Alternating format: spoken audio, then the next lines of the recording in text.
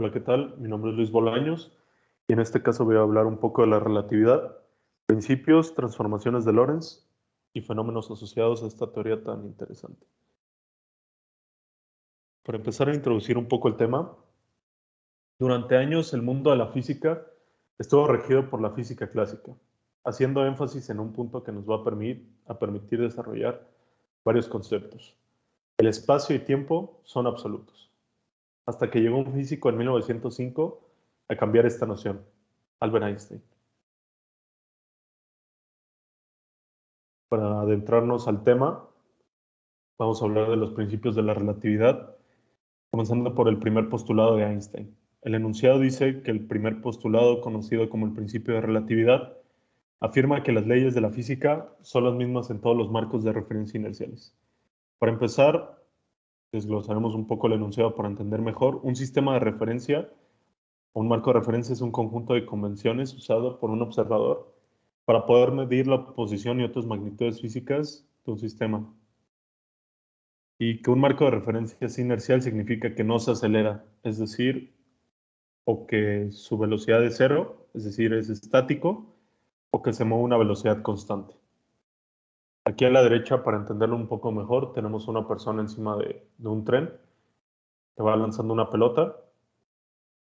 Si esa misma persona estuviera ahora en el marco de referencia que que es O, que es un sistema de referencia estático, tendría que ver las mismas propiedades físicas tanto en un marco como otro.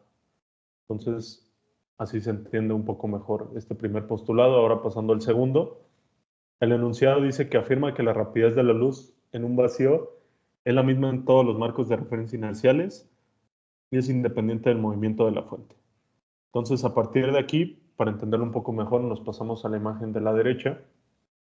Aquí imaginemos que tenemos una nave en un marco de referencia S', que se va moviendo a una velocidad constante de 1000 metros sobre segundo y lanza un misil, que este va a 2000 metros sobre segundo.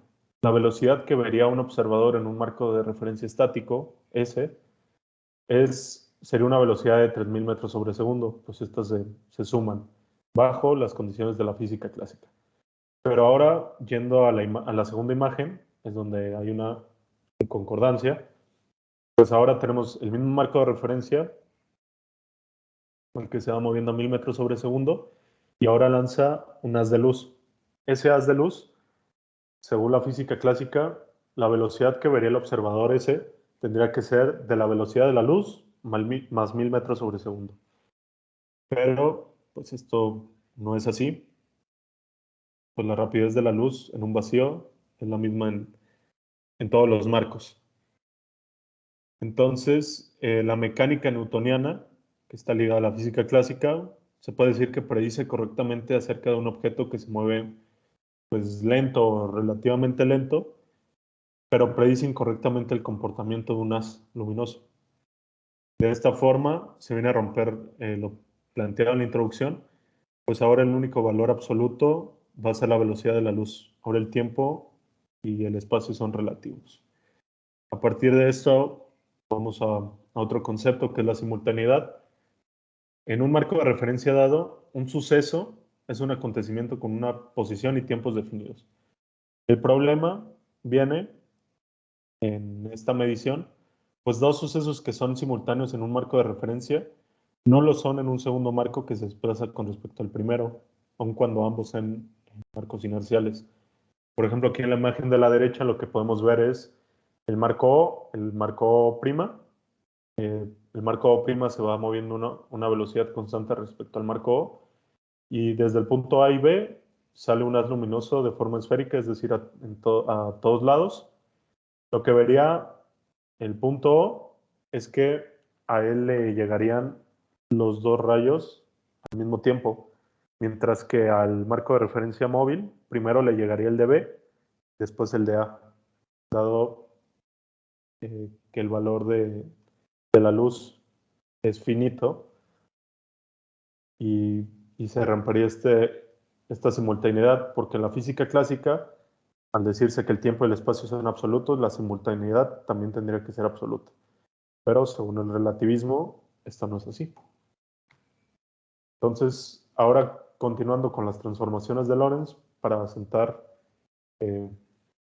una base, vamos a hablar de la transformación galileana, en el que tenemos aquí dos marcos de referencia, O' y O, en el que, perdón, S' y S, en el que S' se mueve a una velocidad constante, parten desde el mismo punto cuando t es igual a 0. Entonces, para encontrar la distancia x, esta sería x' más la velocidad por t, dado el principio físico de velocidad es igual a distancia sobre tiempo, entonces distancia sería velocidad por tiempo. Entonces, a partir de ahí ya tenemos la transformación galileana de coordenadas, y ahora dx en dt es la velocidad, dado el mismo principio, y dx' entre dt es la velocidad b'x. De esta manera, ya tenemos la transformación galileana de velocidades, que sería bx es igual a dx sobre dt, y bx' dx' sobre dt. Aquí ya entramos a una inconcordancia en la parte de la relatividad, dado que esto sería exactamente lo mismo que estaremos viendo en esta imagen. Las velocidades se suman. Sin embargo, para la cuestión de un haz de luz, pues ya no se comportaría de esa forma. Entonces ahora pasamos a las transformaciones de Lorentz. Que las transformaciones de Lorentz relacionan las medidas de una magnitud física realizadas por dos observadores inerciales, siendo el equivalente relativista a lo que acabamos de ver de las transformaciones galileanas.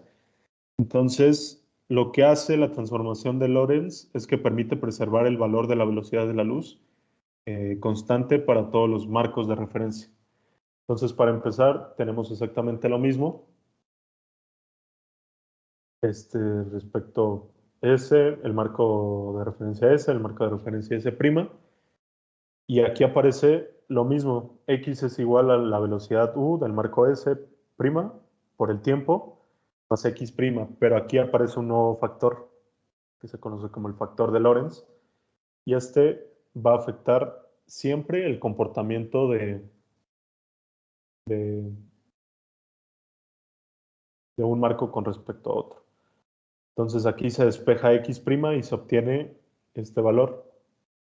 A partir de aquí, lo que tenemos es que para eliminar x', ahora obtenemos un valor de t' dado en valores de t y x.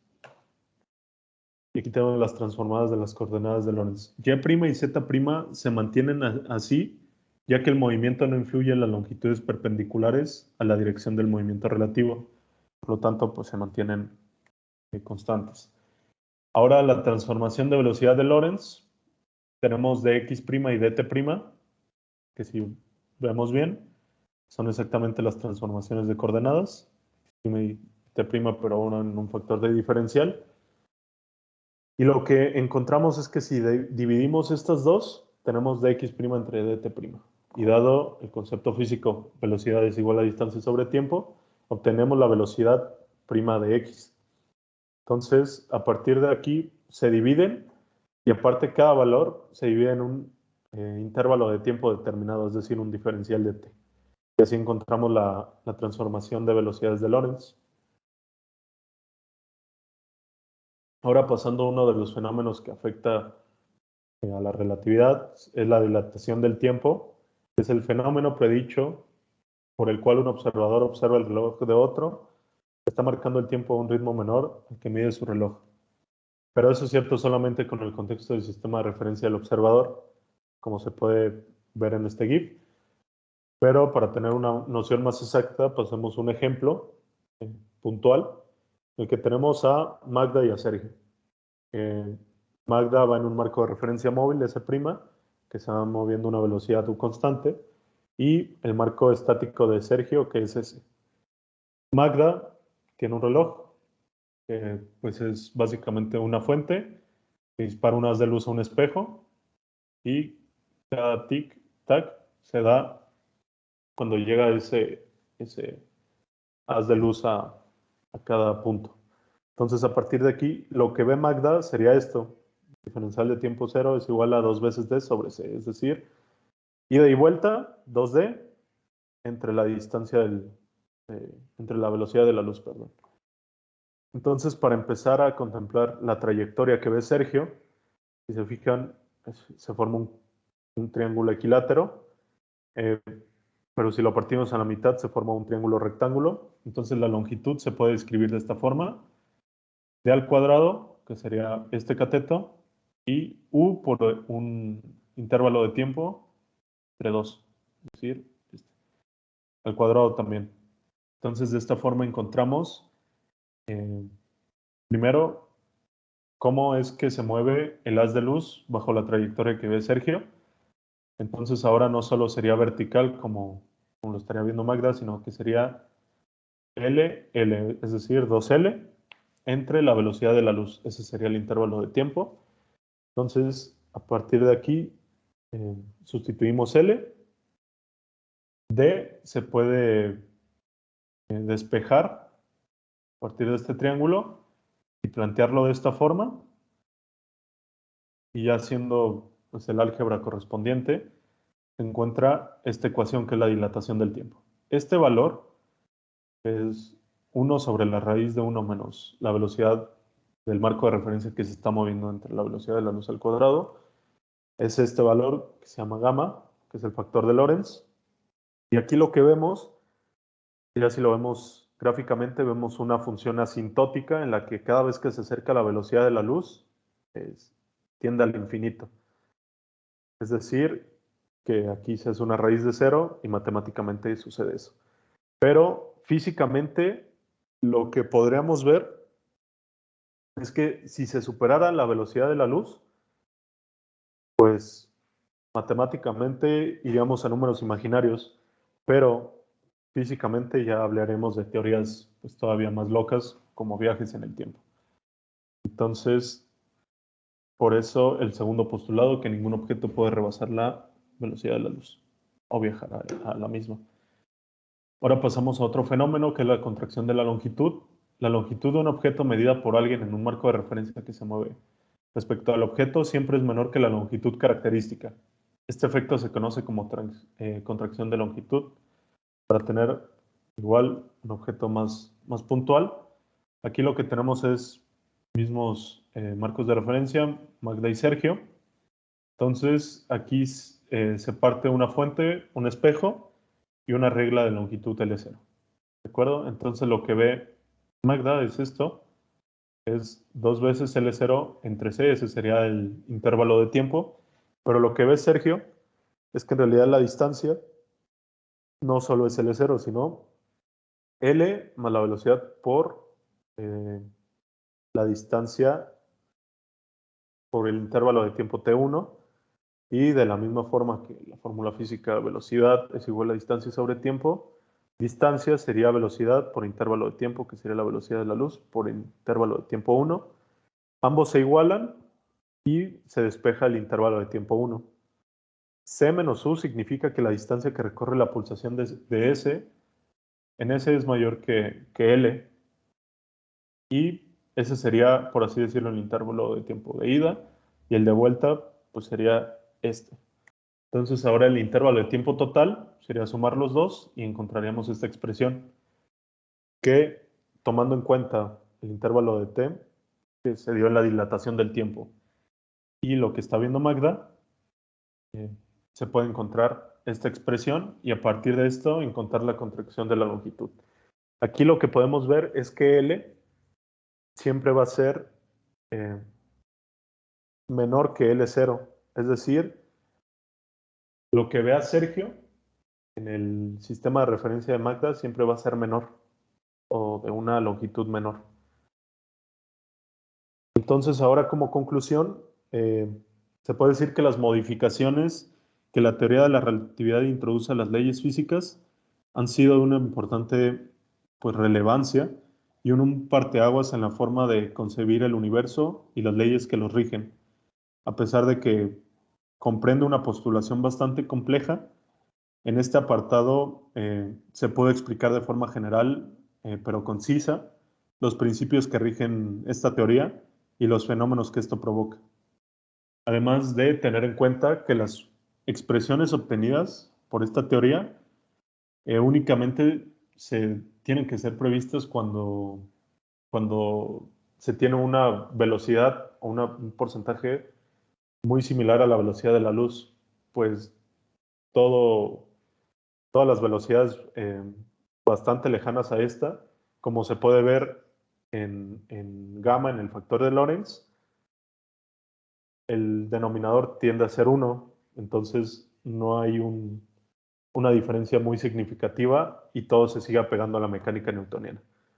Pero a pesar de eso es una teoría bastante interesante y más en nuestro sector, que el sector aeroespacial pues lo usa bastante, de forma bastante íntima. Muchas gracias por su atención.